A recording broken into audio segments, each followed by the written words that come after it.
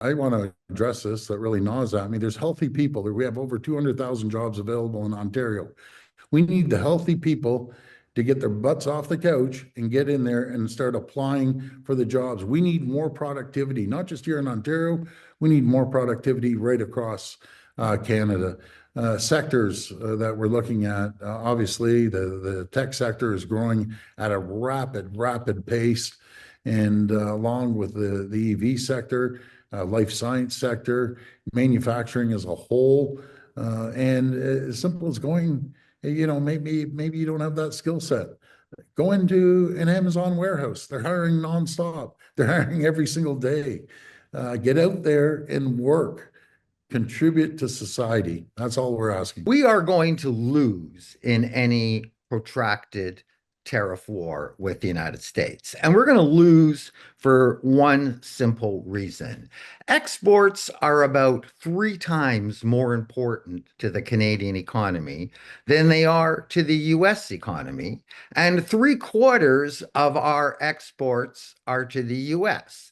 That's not to say that there won't be local pain in the US. For example, there's like around 15 states. Their number one trading partner is Ontario. Okay. But in the aggregate, nationally, the Canadian economy is a much more trade dependent economy than the US economy. So, in any protracted tariff war, there's going to be more damage in Canada than in the US. Longer term, and I think this is a good point, this moment has really reminded a lot of Canadians of the importance of getting economic policy right.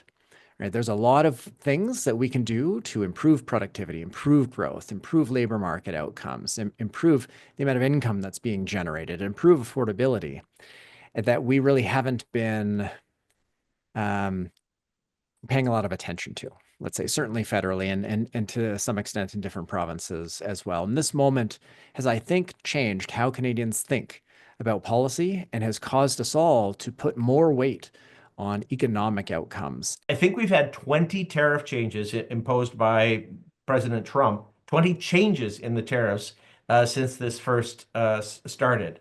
And so, how could you, as a business owner, understand what's going to happen? I had one great example of this. A business owner was hustling to beat the tariffs, brought in extra staff to get his goods across the border in advance of the tariffs. He was shipping them out because there was a transportation delay. It was after midnight. As a result of crossing the border at midnight, he got a $35,000 bill for tariffs, only to have the president then remove those tariffs 8 hours later. So had he not hit that 8 hour window, he would have been okay. Instead, he walked away with a $35,000 bill. No one in the market or the markets themselves are going to wave a white flag and say, hey, by the way, the market has bottomed. It's now time to get back in. And statistically, I don't have the numbers at my fingertips, but statistically, we know rallies happen very hard, very quickly, when you least expect it. If you exit the market, you lock in that loss.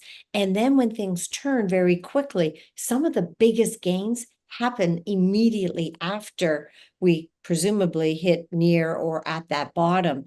I mean, if you're that nervous, you're not sleeping, maybe your exposure into the stock market was never right to begin with. And so that's a different conversation rather than trying to time the market, because you got to get it right twice, going out and, more importantly, getting back in. There are, without exaggeration, Allan, trillions of dollars in the ground. Premier Smith said oil alone, all by itself, and there's way more resources in this country than oil. We've got potash, we've got nuclear, we've got trees, we've got agriculture, we've got critical minerals. She said there's well over $1 trillion at the suppressed price of oil today that is recoverable in the oil sands. We should become the natural resource superpower in the world. We've got the resources, and the whole world wants those resources. It is an agnostic barometer of the intrinsic value of our fiat currency. No government can control it. No government can print more of it.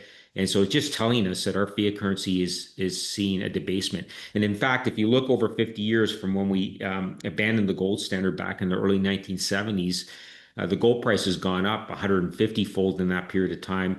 The purchasing power of our own currencies in North America have gone down about 99%. So it's a very linear relationship over that long. I do think we need to take a look at where we stand. And I think tax cuts are probably part of the answer, not the only answer. I will say that the 1% tax cut that the federal government brought down is just a token. And I know that adding a $30, more to a Canadian's bank account every month through that is not going to change the world. It's not going to make much of a difference. They just want to be able to say they cut taxes, right? So it has to be more than just rhetoric. It has to be meaningful and targeted. I won't get into specific ideas, but there are ideas out there. What tremendous guests. I want to thank each and every one of those guests that we had in our reel here. I also want to thank the guests that did not appear in our reel. Amazing people providing our viewers with such timely and fantastic information, answering questions that many people have on their minds or have had on their minds during this past year. But I guess if you were to ask me, what has been the surprises for 2025 for me, I think they boil down to two. First one, market resiliency.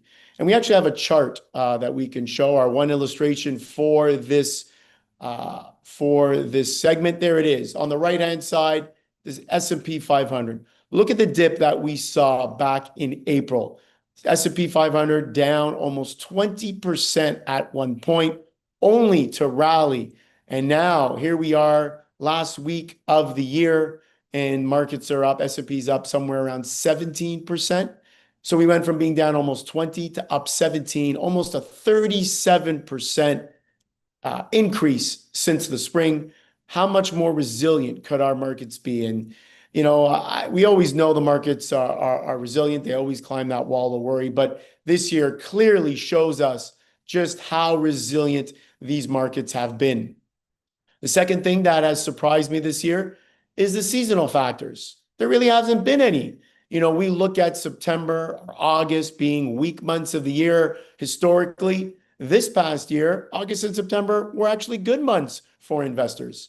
November, which is the strongest month of the year by far historically, was actually a weaker month. If you look at the chart there and you look at the graph along the left-hand side, you will see that September is normally red, November is normally green, but November, we had a blip in November. The market's S&P 500 lost almost 6% at one point in November, started to rally back after U.S. Thanksgiving, but it still had definitely a pullback, something that investors did not expect. And December has been an okay month. We've had a bit of a rally these last few days, but overall, December has not been the positive month that we normally are accustomed to seeing. So seasonality surprised many. I think the resiliency of the markets surprised many of us. I don't think anybody would have believed or imagined that we would see the gains that many had in their portfolios. So looking back in 2025, a fantastic year, fantastic guests, the Allan Small Financial Show. And once again, I want to thank everybody for participating and being on our show. You all truly made it a wonderful year.